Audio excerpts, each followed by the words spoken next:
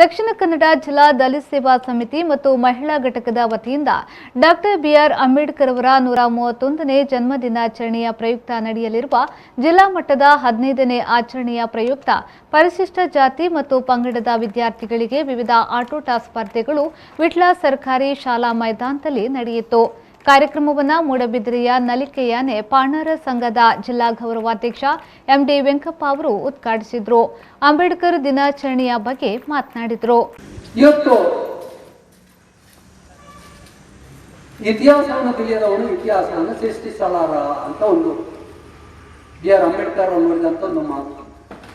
ಯಾಕೆಂದ್ರೆ ನಾವು ಮೊದಲು ಹೇಗಿದ್ದೆವು, ಈಗ ಹೇಗಿದ್ದೇವೆ, ಇನ್ನು ಮುಂದೆ ಏನಾಗಬೇಕು ಎಂಬುದು ಬಹಳ ಮುಖ್ಯವಾದಂತಹ ವಿಚಾರ. ಆ ಕೆಲಸವನ್ನು ಅಂಬೇಡ್ಕರ್ ಅವರು ನಮಗೆ ಮಾಡಿಕೊಟ್ಟಿದ್ದಾರೆ. ಅವರು ಭಾರತದ ದೇಶದಲ್ಲಿ ಮೊನ್ನೆದಾನೆ ಸಂವಾದ ಒಂದು ಕಾರ್ಯಕ್ರಮದಲ್ಲಿ ನಮ್ಮ ಕರ್ನಾಟಕದ ನ್ಯಾಯಾಧೀಶರಾದಂಥ